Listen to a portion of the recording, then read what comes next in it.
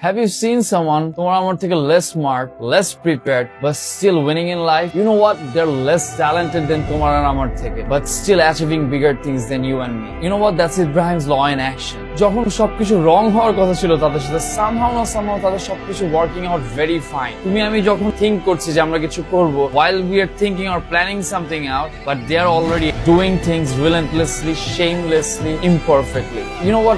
আমরা মনে করি যে success কোনো logic follow করে. আমরা মনে করি success needs right idea, smart things to do, smart ideas, good school, but আসলে সাকসেস নিডস স্পিড। তারা জাস্ট ফাস্ট ফেইল করছে, পাবলিকলি ফাস্ট অ্যাপিয়ার হচ্ছে, ফাস্ট কথা বলছে। হোয়াইল তুমি আমি we are doubting ourself, we are planning, we are preparing, তারা just failing fast, moving faster, and publicly they're speaking up more fast. তুমি আমি যতক্ষণে কিছু একটা করার চিন্তা করছি, they are already building up something.